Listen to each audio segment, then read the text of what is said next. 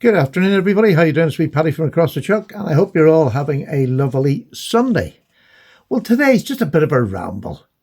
And what am I going to talk about today? I'm going to talk about user knives that you buy and use. Now, I have a lot of knives, and I don't use them all because I just couldn't. Because I have knives that I feel as if I need to keep the channel rolling, different makes, different patterns of knives that I feel that keeps my channel rolling. But I have very specific knives that I use more than others. And that's the ones I want to talk about. And I don't want to, I talk a lot about Arthur Wrights. They're my favourite brand to use. My favourite brand, full stop. And I have a big collection of Arthur Wrights that I just pick up when I want to use, and I use them. There's no fear in them. Is it because of the price? I don't even know that anymore, because I have more higher end knives now. And what I'm going to talk about today is higher end knives that I actually bought to use and have done, because a lot of the times in my collection I've had knives that I buy to use and then they sit in the drawer looking very, very pretty, and they occasionally get carried and cut a bit of paper. But I'm talking about knives that I'm not frightened to do anything with. And I have a collection of not inexpensive knives, but they are knives that cost a few pound. And the joy it brings me to use one of them is beyond anything else. I mean, I'll usually have an Arthur Wright and one of these. But I enjoy using these much more than just even the Arthur Wrights. So it's one of them things that it's so hard to be descriptive about the feeling I get when I have a really nice knife and I want to use it for doing anything.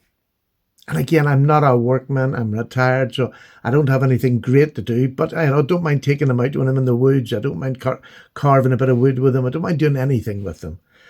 From cutting cardboard to bits of wood, anything. I'll do anything with these knives within their limitations.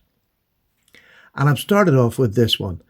This was my first custom knife from Ashley Harrison. The first time I'd ever had anybody make a knife to my specifications. And this blew my mind. I just can't tell you how much this meant to me when I got it. It was just, you've arrived, Stephen, you've arrived. And it's been that way. This is a wee slip from Randy, by the way, which is in today. Lovely little slip. I love it. And it's just perfect for this knife. And this is it. This is the first custom I ever had made. It's beautifully dyed blue bone. This is about nearly 3-year-old, I think.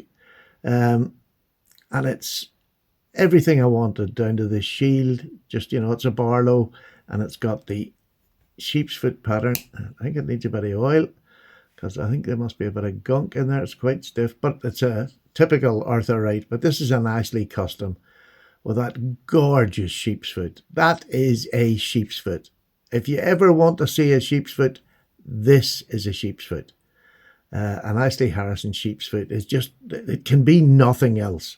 It is just a sheep's foot. It is just undeniable, and and you can see this is not got, I haven't taken this down to a shallow edge. I've really just followed the edge that Ashley put on it. I've never done anything to it. And because I used it, I didn't feel the need to be over neat, because sometimes I can get a bit lazy. So, I mean, it's got a nice grind on it. There's nothing wrong with that grind. It's a nice grind. Is it absolutely perfect? No. But does it matter? Absolutely not. They're a lovely grind on both sides. Great cutter.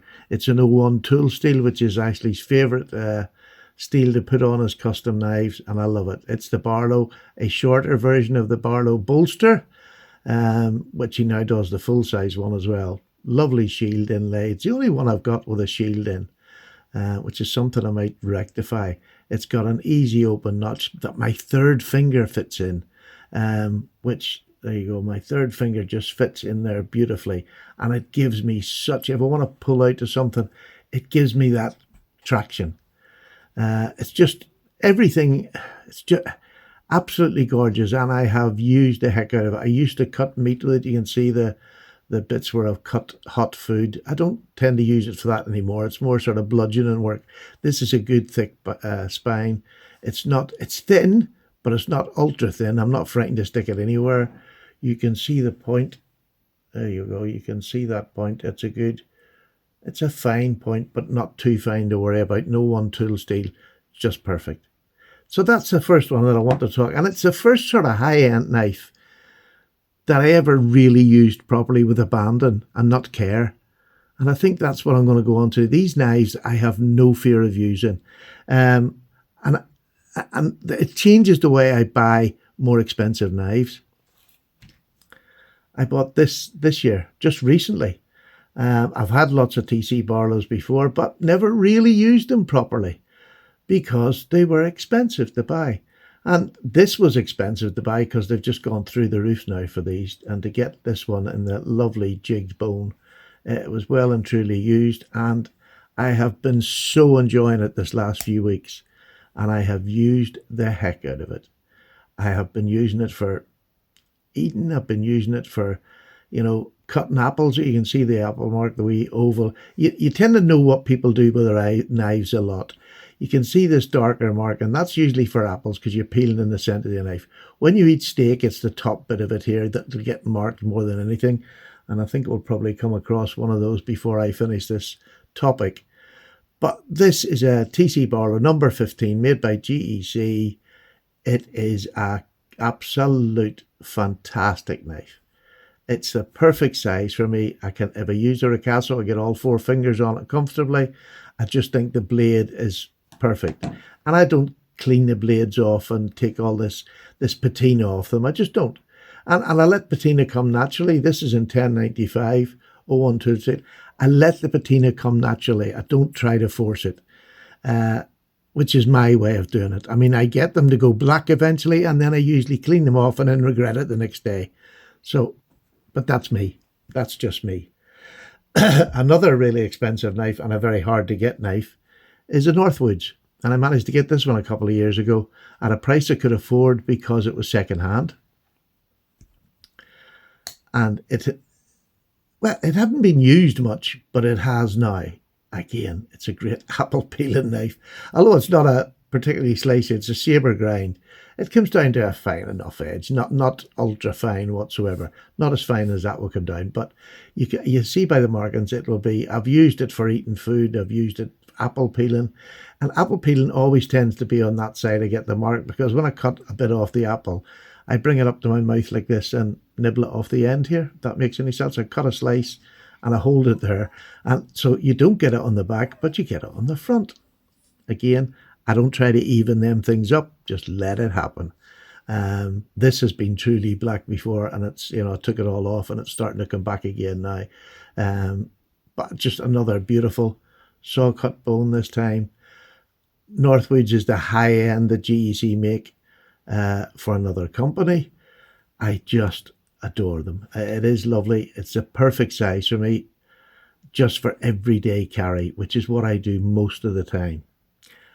But this year, I went a step further. I went to a much more expensive knife to use, and it was purely on a visual that this knife I knew it was coming to me, and I knew it was going to get used, because I just the silhouette of it, the look of it, the jigging on it, I knew that knife cannot sit in my box. That is a user. I'm buying it as a user. Already paid a lot of money for it, but I'm going to use the blooming knife, because otherwise, what's the point? And I think that's where I'm at. I still have knives that I've bought that are definitely what's the point knives, because I'm not going to do a lot of damage with them. But that could change. But some I just like looking at, and there's nothing wrong with that either. There's nothing wrong with anything I do with the knives. As long as they're yours and you're bought and paid for, you do what you like with a knife. This is the one. This is a Dean Robertson custom. That jigging is just to die for. Look at the colour, the jigging, the variance of the colour through it. No gaudy white marks through where it hasn't been dyed properly. It has, but it's just soaked in different places better than others.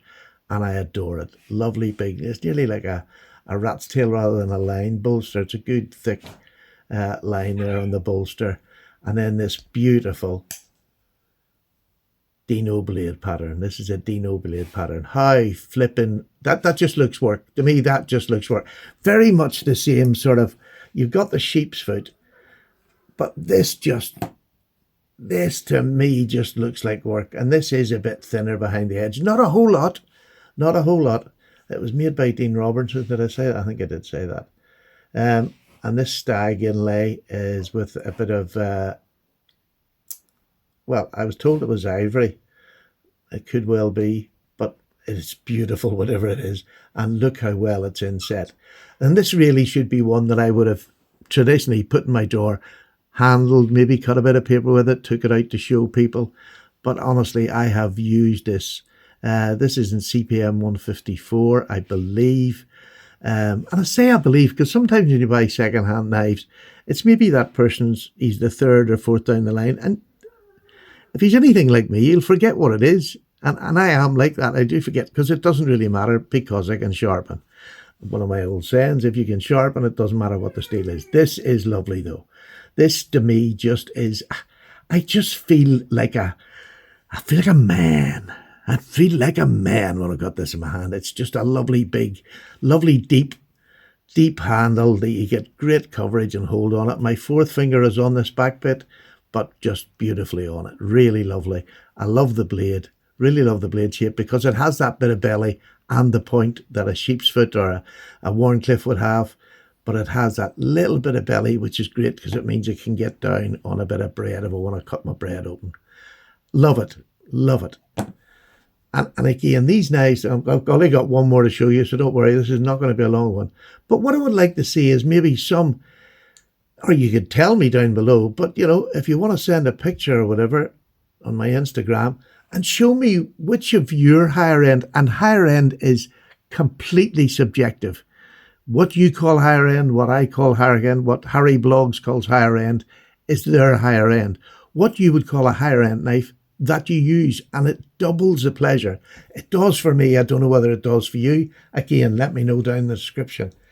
I'm going to come in with the last one because this is the most up-to-date penknife that I have. And this is a Shing custom. Lovely details on it, that hand-rub satin finish. It's just beautiful, hand-done jigging and dyeing. I adore this little knife.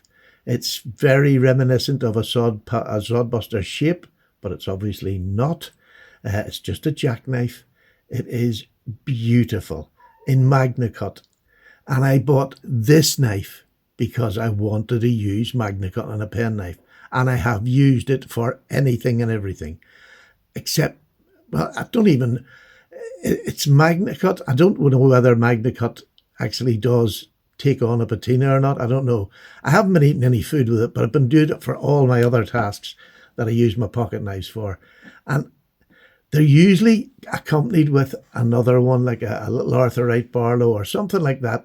It's usually a different blade shape than what these are. So if I've got a rounded tip like a spear point, I tend then to carry a tackler or a lamb's foot. And I try to have two knives that are opposing. Doesn't always work, doesn't always matter because it's a penknife and you just adjust and use it a different way to get the same effect. But there we go. There's 5 users that I've got. So anybody out there who wants to follow in that makes videos, please, it's an open tag. Give me the 5 of your version of a higher end user. And are you like me? Do you get a buzz from using a higher end knife? Take care, everybody. Have a lovely Sunday and see you very shortly with another video. Take care now. Bye-bye.